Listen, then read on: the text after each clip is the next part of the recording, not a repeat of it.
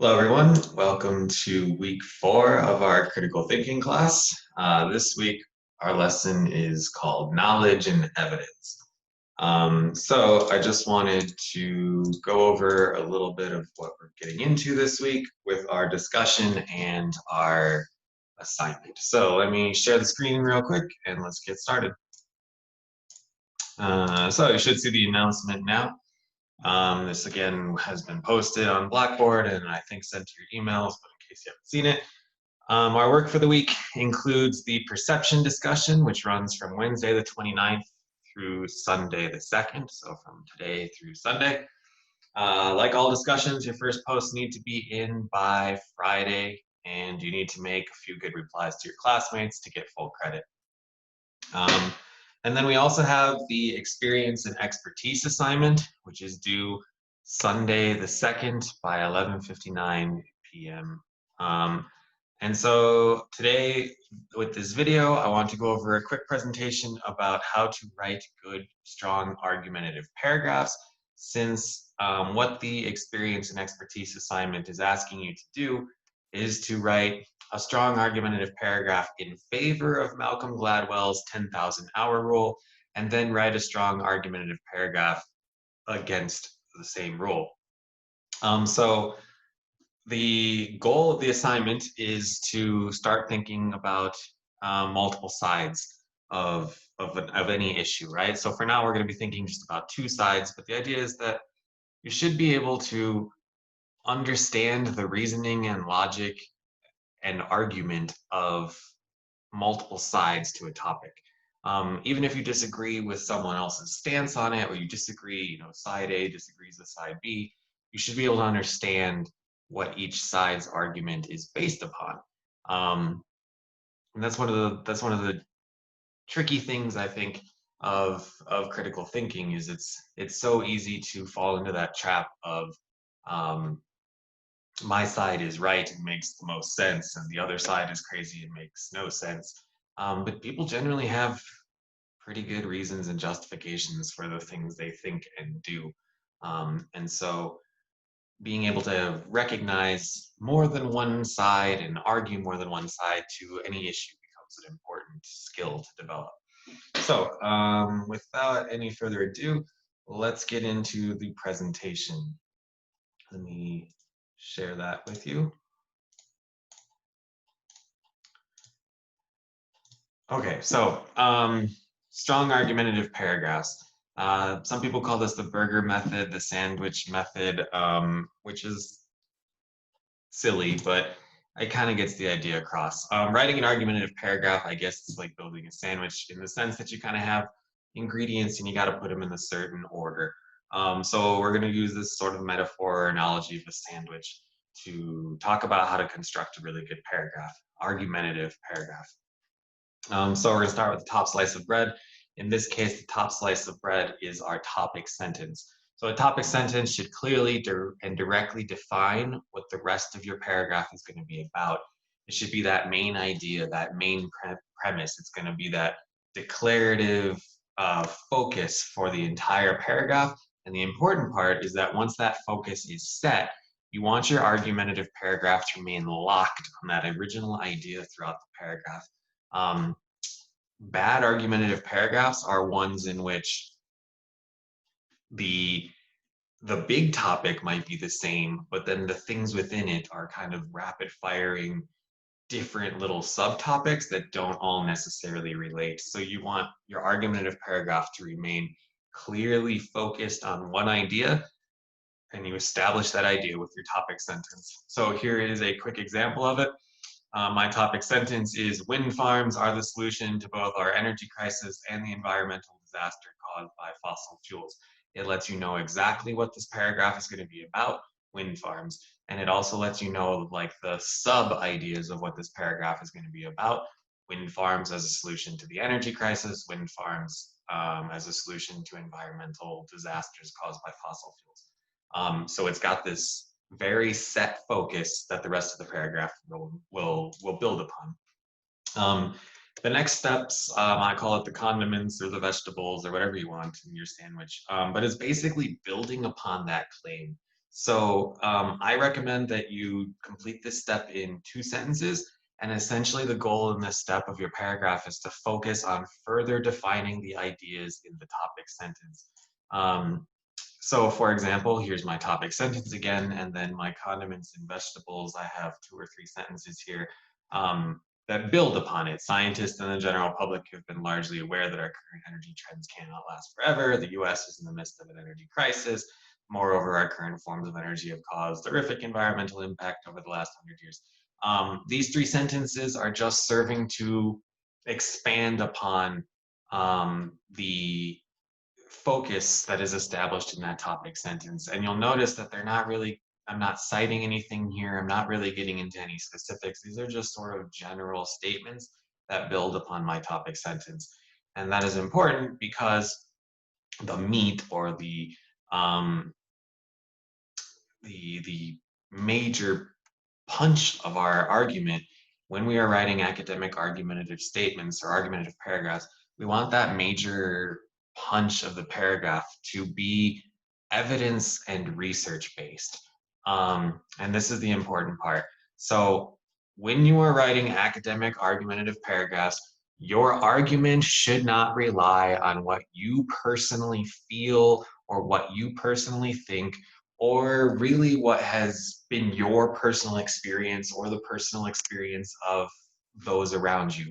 We use that sort of reasoning in our daily lives constantly, but in academic writing, we want the evidence and reasoning behind our argument to be third person objective research. So an argumentative paragraph is made stronger and will have more ethos, more credibility if you plug in research, including statistics, data, claims, etc., that all come from a reliable source. So for example, I know a little bit about environmentalism and wind farms. That stuff interests me, but I'm no expert in it.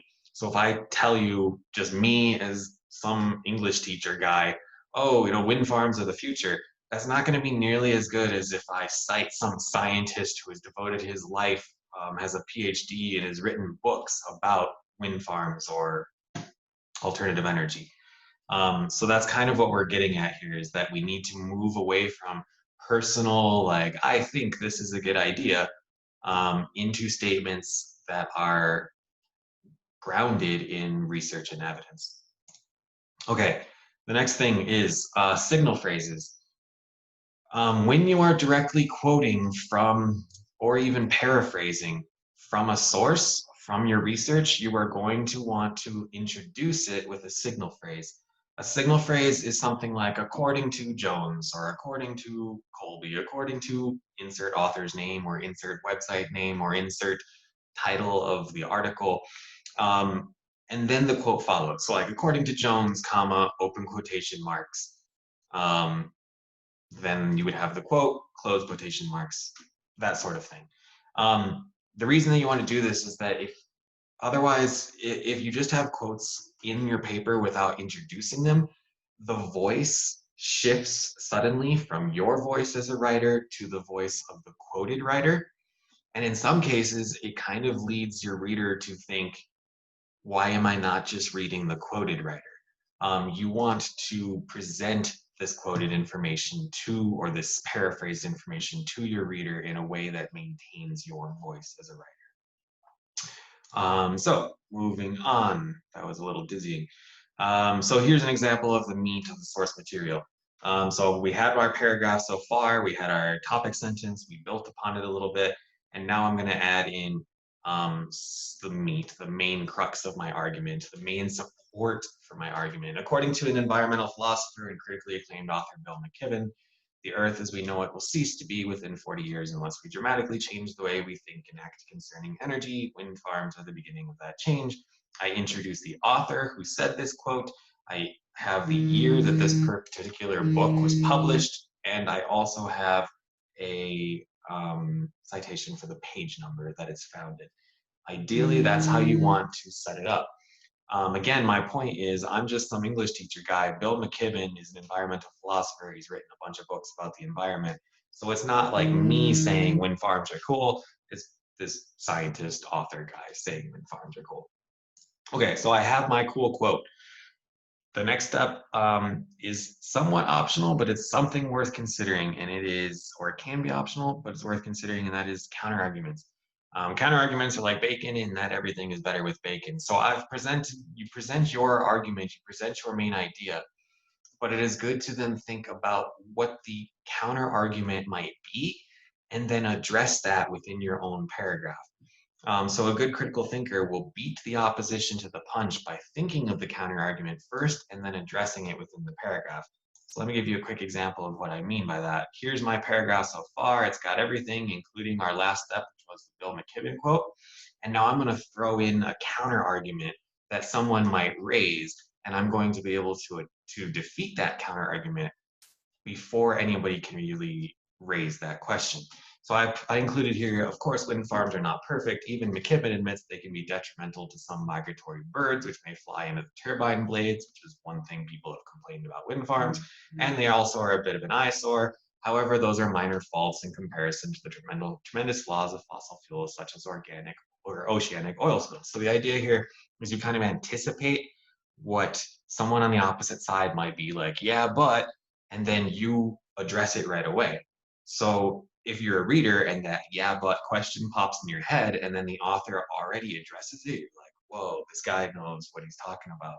And suddenly your writing became much more persuasive. So if we continue on with our paragraph here, wow, sorry, this presentation is dizzying. We have our concluding sentence. The bottom slice of bread is going to be our concluding sentence. A lot of people have this idea of ending paragraphs with like quotations, letting someone famous speak for them.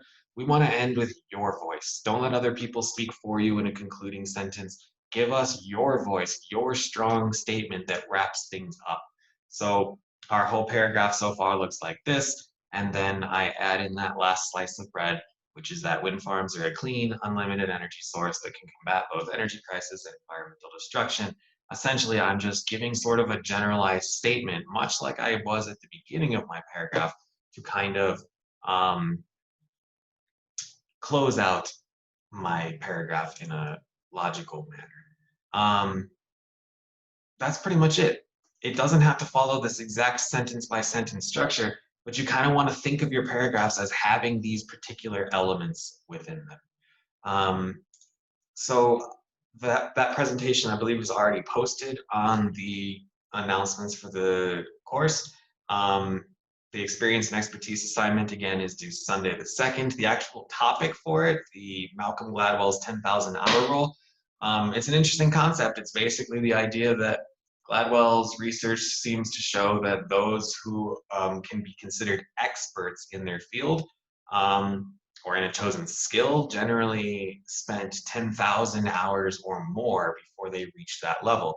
One little pitfall that I just want to address before we get in, or before I let you guys go with this video, one thing that students have struggled with a bit in this assignment is that word expert and the actual time thing. What I mean by that is sometimes students will write papers where they argue like that it took them only a year to become pretty good at their job. But Gladwell's arguing become like a master, an expert, like the top tier, right? And then the other one is the 10,000 hour rule. A lot of times students writing will rely on the cliche of practice makes perfect. Or of course, it's not just practice here, and it's not just like some time spent. It's a tremendous amount of devoted time, right? So just be careful to not rely on generalizations. That's it. We have the perception discussion, which you guys can look into yourselves. It's a cool discussion. I look forward to it. It goes from Wednesday to Sunday, and then we have that experience and expertise assignment due on Sunday. I hope this video and the breakdown of how to write argumentative paragraphs was helpful. If you have any questions, you know where to find me. Have a great week.